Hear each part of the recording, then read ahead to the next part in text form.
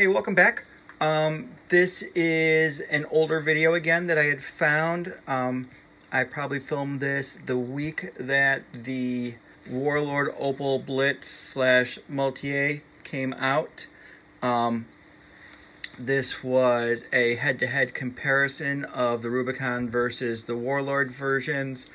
Again, this is footage that's been sitting around for a while. I have not uploaded the Rubicon ones. Hopefully I can get those up shortly so we can compare them. I will show you the differences between them and let you decide which kit you like better. Honestly, they're both winners, but you never know. Oh wait, there is a loser in this batch. I think you guys will see that. Okay, so our build is complete. I wanted to throw a couple different models on the table here so we can sort of compare them to each other. That said, none of these are in a completed paint scheme. They are all in just base paint. Some further along than others. Some have decals on them and a gloss coat, and some are just raw paint. None of them are filtered at this point. I don't think. Maybe one is half filtered. That being said, though, they're all pretty much the same situation. So the focus is on the one in the middle. This is the Warlord model.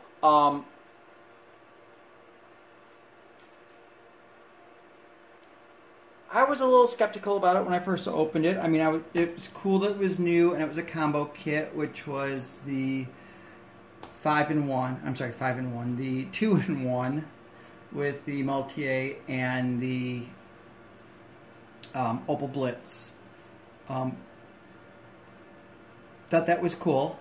But just for the record, the Rubicon Maultier, which isn't listed on their box. Actually, this is made from the Rubicon Maultier kit.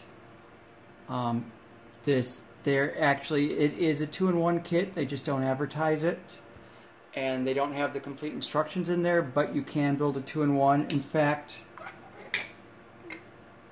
this one is also from their Maultier kit. I got a bunch of the Maultier kits and not the Opal Blitz kits and built them from that. So, just an FYI for those that want options, the Rubicon one does do both. Now, the Warlord one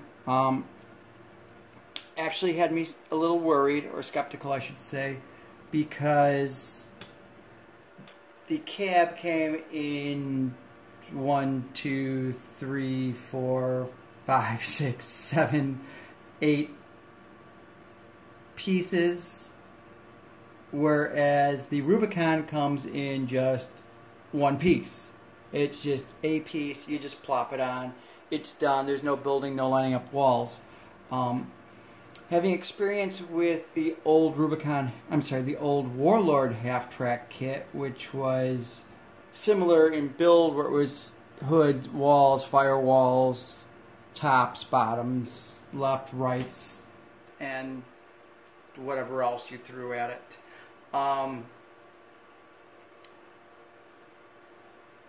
This one actually, as long as you're being patient and pay attention to what you're doing, it went together very well. In fact, I still haven't even glued the top on. It still actually comes off, so I can put my troop inside, or my driver inside, and also finish painting up the interior. So, that being said, that's actually pretty nice. Assuming I can get it all back together now. There it goes. I also noticed that in proportions, the cab on this is a little larger. It's definitely bigger than both the older Warlord one. Wow, comparing the two, this thing's like 20 pounds and this is ounces. Here, I'll grab this one. I don't know if it's going to show up in video, but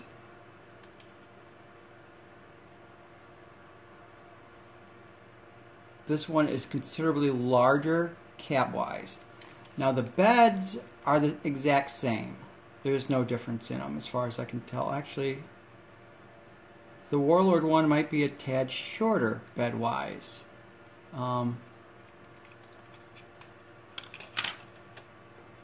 They're different beds, so that doesn't count.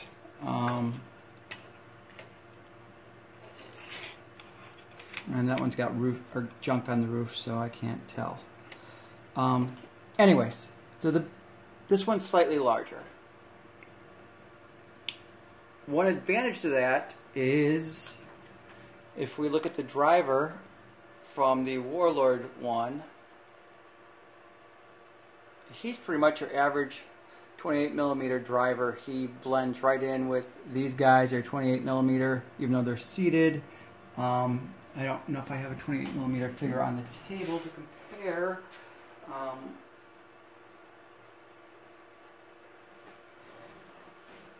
Here's a Warlord Fallschirmjäger. Oops. Plastic kit. So they're all about the same scale. I'm out of focus here, sorry. They're all about the same scale. I bet you the heads are completely interchangeable on them. If we look at the Rubicon driver, which these are all their drivers and passengers, much smaller. These guys are more like 20mm instead of 28mm. Even on their newest kit, because their new kit is technically an upgrade to the old kit. It's the old kit plus the new bottom and the junk on the roof. So it's pretty much their new kit is just their old kit with an upgrade added to it. So you know how Rubicon's been doing upgrade kits lately? Well, instead of releasing this one as a separate upgrade kit, they just put it all into a new box and gave it a new name and put it at the same price point actually, which is actually pretty cool. So they didn't raise the price. I don't know if that was because of Rubicon or they knew Warlord was coming out with the new one, so Rubicon wanted to be competitive in pricing, or if they did that because there's yet more upgrades on top of it. So if you want to do the box body for it, that would be 2 upgrades. So I don't know, maybe that threw them off and they didn't want someone to buy 2 upgrades to build one kit. Now also because this is multiple parts, the details in this one are much better. Now keep in mind my roof isn't glued down, so I've got a little bit of a seam along the edge of the hood, but the panel lines are much deeper, much crisper. Because the doors come off, you get a very, very deep door seam. Much crisper radiator, I think. The side louvers or the vents for the engine are much crisper. The beds, honestly, are on par with each other. There's really no difference between them. Same thing with the under stowage, about the same. Now the under detail, though, is much more complicated on the Warlord one and much more detailed and a little bit cooler. Not that you'll ever see it unless somehow you flip the vehicle over on its end. Unlikely you'll see that one. And just for shits and grins, here's the bottom of the Rubicon one. You're never going to notice that. Doesn't matter. It's pretty pointless. Other than the cab, the builds are pretty much almost identical. Now the other bonus you get with the Warlord one is you get the benches with the 10 riders, which were honestly a bit of a chore to get together. It took me 2 nights, only because I started at 1 in the morning or so after several cocktails in and stuff and realized this was not going to go pretty if I didn't stop. I needed the glue to set on them. Could I do them in one evening? Not sure. It'd be about on par with building 10 actual figures. So whatever your build pace is for 10 figures, it's about close. A little bit of fiddly, but not so bad. As you saw in the video, I got them together pretty quick. Not a lot of issues, a lot of detail on them. I am just going to speed paint them though, which means I'm just going to slop on some flesh color, paint up the minor details in the boots. I did notice they've got different boot types. Some people are wearing non-lace-up boots. Some have lace-up boots, so they're gonna have a little bit of variety there. So I'm gonna do some in a brownish red or brown color, or brown leather, I should say, and some in black leather. So I'm gonna get a little bit of variety in the vehicle. If you look, there's also some extra weapons in the sprue, but you can't really change them out in the hand, so I'm not quite sure why they're there, other than as decorative pieces to throw in the back of the vehicle, or I should say stowage for the back of the vehicle. So you get more with the Warlord one as far as these troops and the benches. Now the Rubicon one does come with benches. I don't remember if it had, I don't think it actually has the lengthwise bench like we see on the Warlord one. It's got the cross benches, which is fine and dandy too. They both have amazing decal packages, so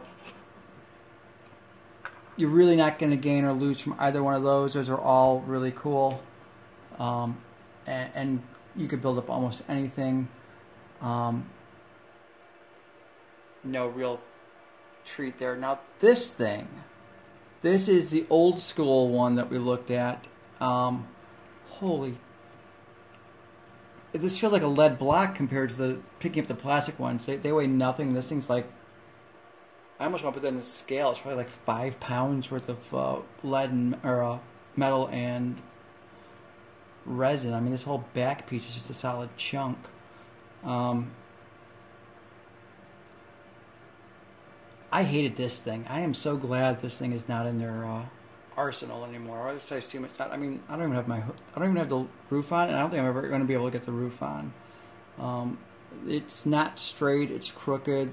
I'm going to have to definitely somehow figure out either how to put some filler to make this pillar come down all the way, or put something else in there, or just give up on it. I mean, this thing's noticeably twisted on the road, or on the table, but I never want to build one of these again. Now, granted, I'm not a pro resin builder. I've only built the Conflict 47 resins and then a couple of Company B tanks, and I had no issues with those at all. This thing, I don't know if it's just because it was twisted so bad. I mean, the door definitely has some gap there, but I figured there was some gap regardless, looking at the way everything lines up. But that was the only way I can get it together. I mean, hey, maybe it's just got a bent frame because it's wartime and fell in a ditch, but still drives. I don't know. Will I use this thing? I don't know if I'm going to use this or not. I probably will, but not to its full extent. The paint's already chipping off the metal. That's probably because I'm handling it before it's really set in. And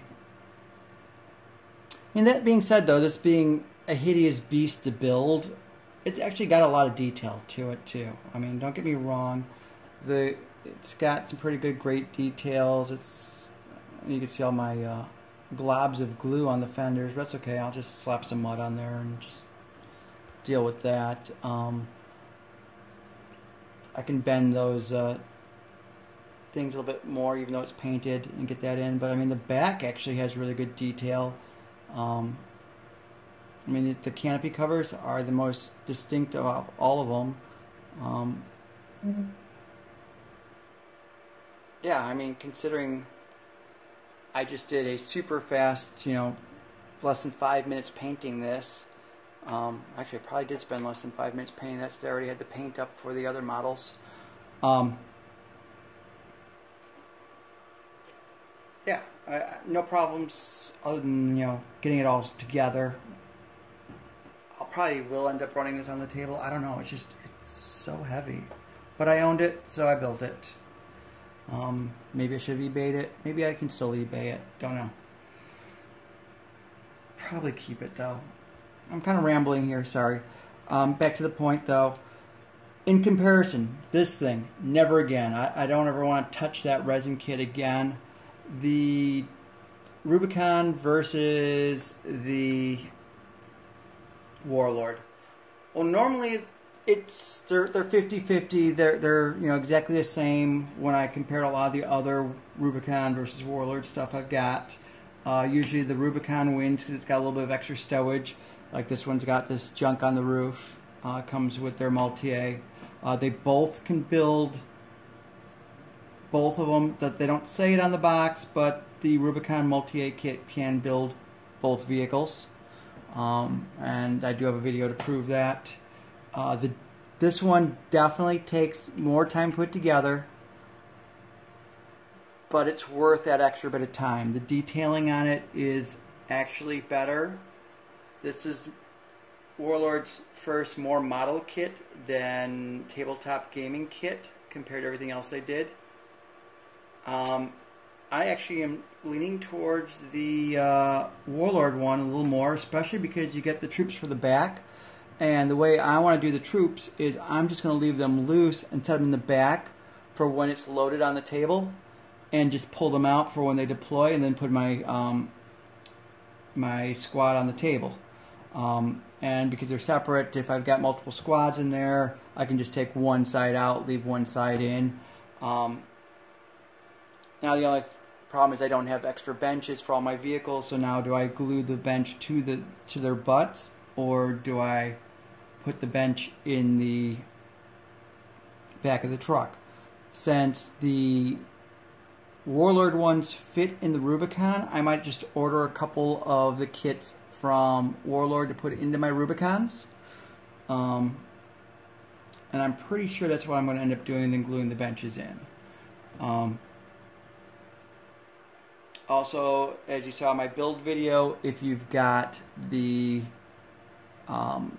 box back for the Rubicon, it does go onto the Warlord one.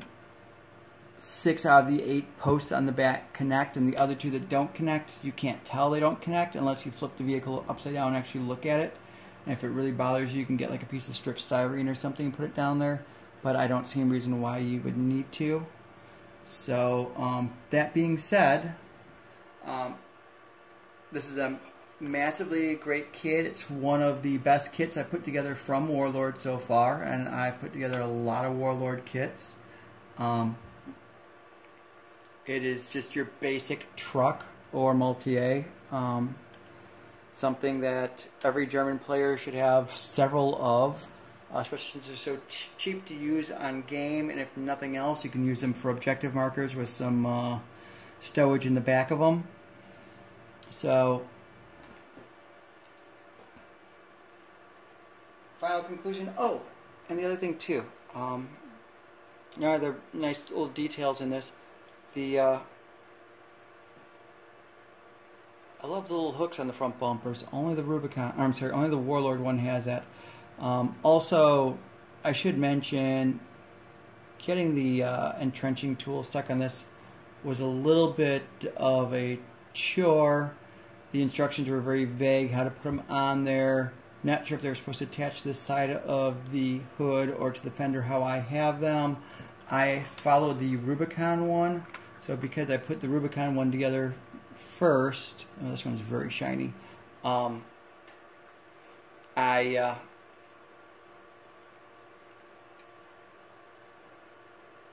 had an idea how to put it together. By the way, just so you know, I just dropped right before I filmed this one, and this one from chest height. I dropped all 3 of them. Don't ask, I did a stupid. I was bringing them in here to do this video and was not paying attention and let them slide right off my iPad. And once the first one started to fall, I looked down to see what's going and proceeded to dump the rest. As far as I can tell, the only damage that out of all 3 of them was the suspension has come unglued on the bottom of this one on one point. All 3 of them, I can't find the impact marks, and they landed on hardwood floor. So someone's going to ask me how durable are these. I'm going to say they're all durable. Yeah, that does not fit, which I didn't think it would. So I'm going to wrap this video up. Thanks for watching. I hope this was of benefit or use to someone. Hope you found this useful. And I'm definitely highly recommend the Warlord one. And my video And here I ran out of video, but thanks again for watching. The only thing that would make this head-to-head complete would be if I had built an Opal Blitz out of this kit. Unfortunately, I only had one of these kits. I do hope to get one day. Hey, if someone wants to send me one of these, I'll go ahead and build it up and update this video. But in the meantime, thanks again for watching. Have a great day.